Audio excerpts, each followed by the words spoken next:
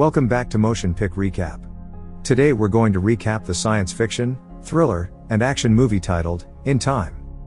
Spoilers ahead. Watch out and take care. In the year 2169, humans have been genetically engineered to stop aging as they turn 25.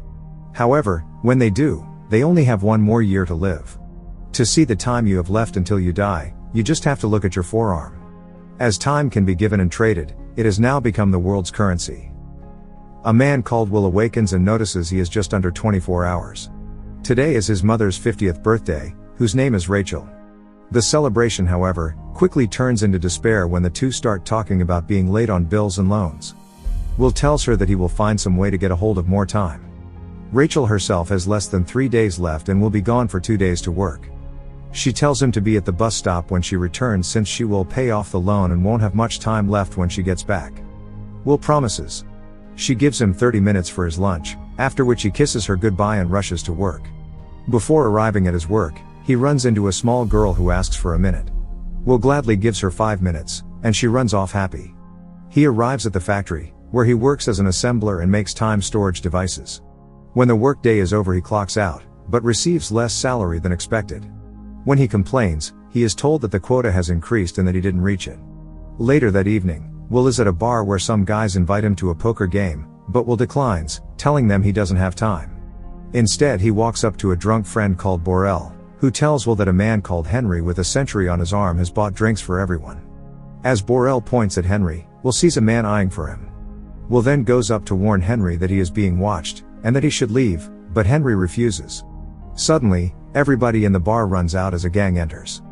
Borel runs up to Will and tries to drag him out while telling him the gang members are Minutemen. But Will wants to stay to see what happens and assures his friend he won't do anything stupid. The gang leader introduces himself as Fortis, and says he wants Henry's time, offering Henry to fight for it. Henry feels sick and goes to the bathroom to throw up as a Minuteman watches so that he doesn't escape. But from nowhere, Will kicks the door open and knocks the Minuteman unconscious, and him and Henry take off. Fortis's men goes after them in a car, but Will and Henry manage to hide in an empty facility. As one of the Minutemen tells Fortis that he recognized Will, they stop their search for them. Will is upset and tells Henry he is out of his mind to show how much time he has. Soon after, as they introduce themselves, Henry reveals that he is 105 years old and that he is tired of living, which is why he acted carelessly. Will then gets angry, telling him he and his mother have to work tirelessly at several jobs just to survive another day. As they continue talking, Henry starts explaining the horrific truth about their world, that rich people constantly increase prices and taxes so that poor people die, and so that they themselves can stay immortal. But, he says, in reality there is more than enough time for everyone to live a normal life, and not die before their time. Henry then asks Will what he would do if he had a century, to which Will answers he would not waste it like him. The next morning while Will is still sleeping, Henry transfers all his time but 5 minutes to him. Soon after, Will wakes up and discovers he has a century on his arm. He looks for Henry and sees him sit on a bridge nearby. He attempts to stop Henry, but Henry times out and falls off down into the water. Later Will goes to see Borel, who warns him about having so much time, and gives him 10 years, one for each year of their friendship, before he leaves. That evening, Rachel leaves work to go home, but the price on the bus has increased from 1 to 2 hours, and she only has 90 minutes left. She is forced to start running. Will sees the bus arrive, but without Rachel. Fearing the worst, he starts running to get to her. She runs as fast as she can, and as the two suddenly see each other from afar, Rachel only has seconds left. They rush towards one another, but it's too late, and Rachel dies falling into Will's arms. Will is totally devastated, and cries out in anger and sorrow. The next morning, a 75-year-old man called Raymond, who is part of a police-like unit called the Timekeepers, has found Henry's body. They spot a camera on the bridge, and figure it contains footage of what happened to him. Meanwhile, Will enters a limousine that will take him across district borders into richer districts. For each border they pass, Will has to pay a higher toll. At the final border, Will pays 1 year to get through. The chauffeur then welcomes him to the district of New Greenwich and asks what his purpose is there. Will responds that he will make them pay for what Henry told him they are doing to this world. It is apparent he has arrived to a wealthy society. He leaves the car and starts running, which a woman sees and finds strange. As he remembers he doesn't have to run, considering how much time he now has, he instead starts walking. Will then enters a hotel where he asks for a suite. The following morning, he wakes up with 105 years still on his wrist. At breakfast, the woman from before is watching Will eat. A waitress walks up to him, who he tips a week, and she tells him that he can't be from around there since she noticed he's doing everything a little too fast. Simultaneously, Raymond and his colleagues have found out that Will has traveled across several districts to New Greenwich, suspecting that Will has murdered Henry for his time. When Raymond sees his face, he comments that he knew Will's father. In the evening, Will goes to a casino, where he gives 1 year to enter.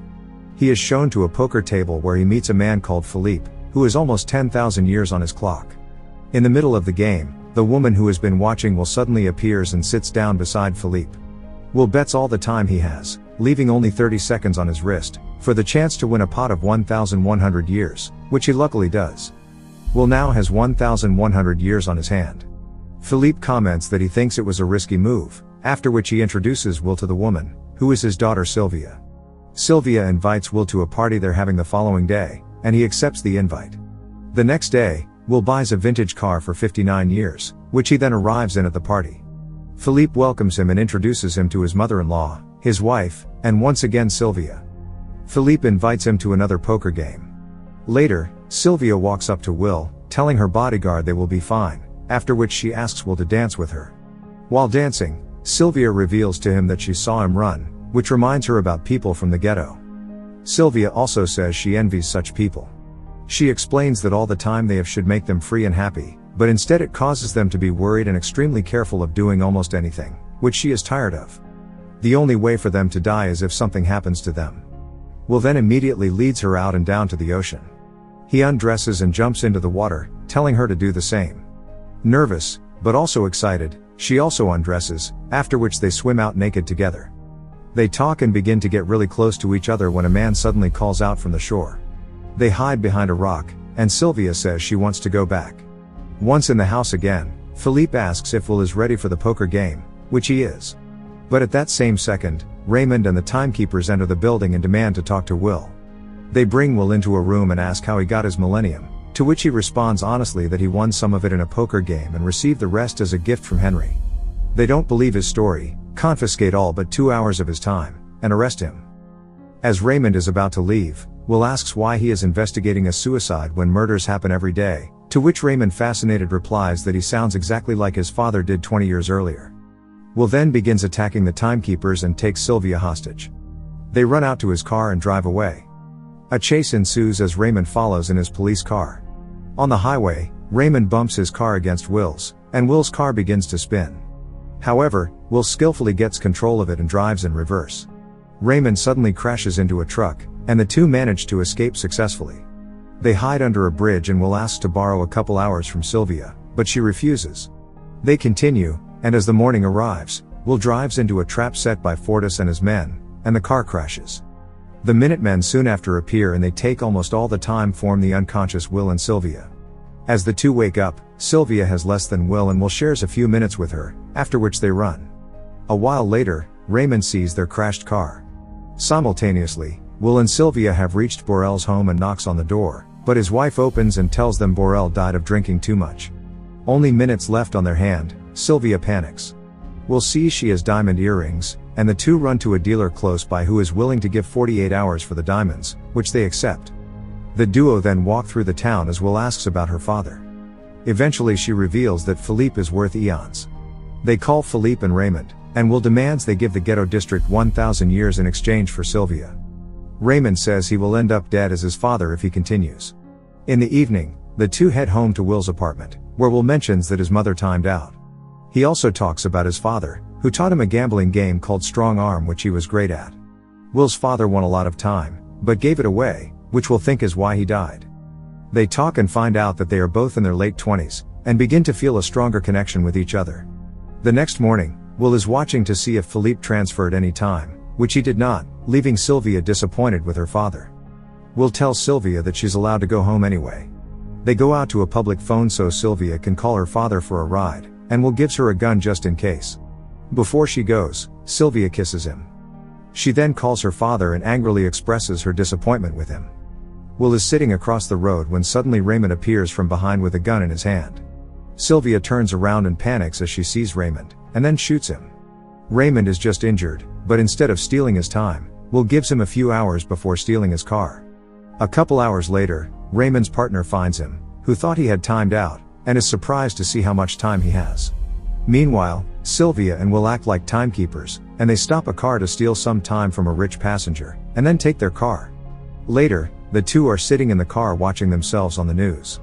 Will tells Sylvia to leave him, but she doesn't want to go back to her boring life, after which the two begin kissing each other. Raymond goes to meet with Philippe at his office.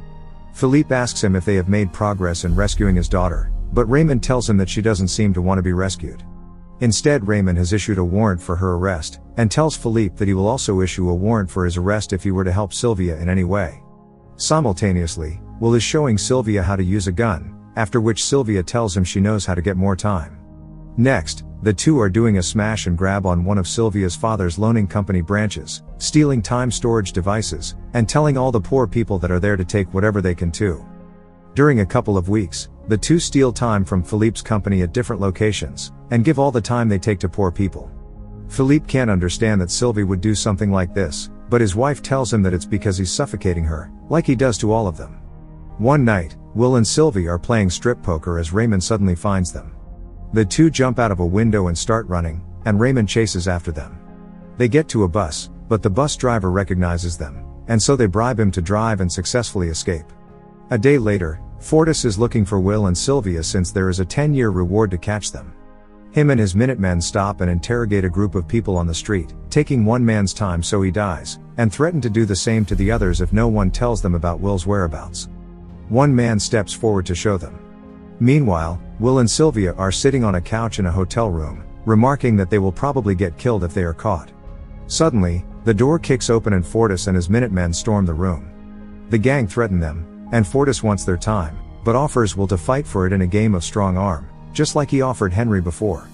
Unbeknownst to Fortis, Will's father was a great player that taught Will, and Will accepts his fight. They play, and as Fortis is about to lose and the Minutemen are distracted due to suspense, Will picks up a gun and shoots all but Fortis, who times out and dies. Will and Sylvia then run. Later, the two are talking on a rooftop, seeing prices increase. Will says that to disrupt the system and make the rich pay, they need 1,000,000 years to give away. Sylvia notes his point. A few days later, Philippe arrives at his company's headquarters with a lot of bodyguards when Sylvia suddenly appears with a gun. As she is distracting them all, Will disguised as a guard points his gun at Philippe and the two take him and go up to his office. They force him to open a vault, where Will picks up a time storage device with 1,000,000 years on it. Philippe warns them the system will collapse if they distribute it, to which the two respond they have every intention of doing so. They then head for their car. At the timekeeper's control center, Raymond suddenly sees 1,000,000 years going off in New Greenwich, and rushes to his car to find Will and Sylvia. As Raymond sees them, he only has 45 minutes left on his clock. Will and Sylvia head for the ghetto, but see that the timekeepers have barricaded the district border. While being shot at, Will drives straight toward the toll booth and rams it, successfully crossing the border. Raymond continues after them. As they arrive at the ghetto, Raymond catches up with them and crashes his car into them. Will gets out of the car and hands the 1,000,000 years to the little girl that previously asked him for a minute, who runs away with it. Raymond gets out of his car pointing his gun at the duo, but as the little girl starts giving time away, people start rushing in front of Raymond. Will and Sylvia take their chance to flee and begin running. Raymond jumps into a police car and goes after them. Raymond sees them running, but has to get out of his car due to roadblocks, and chases after them on foot. Finally, Raymond stops them at gunpoint, after which they begin to talk. A moment later, Will asks Raymond for some more time to survive till they get to custody, since he and Sylvia barely have a minute left each. Suddenly, Raymond remembers he only had 45 minutes himself not long ago and looks at his arm, seeing he only has 5 seconds left. He times out in front of Will and Sylvia, who now also gets real stressed since they are almost out of time too. They kiss each other, thinking it's all over, when suddenly Will sees Raymond's police car that has extra time in it. The two start running with only seconds left. Will manages to get to the car and gets more time, after which he starts running back to Sylvia. In the last second, the two grab the other's hand, embracing each other. This time, Will manage to save his love. In the final scenes, we see people crossing borders to richer districts, and the timekeepers have no way to stop it from happening. Finally, we see Sylvia and Will continue their heists, and robbing bigger and bigger banks to disrupt the system. The end. Thank you for watching. Make sure to subscribe if you'd like to see more videos like this, and hit the like button to help us out. Until next time, take care.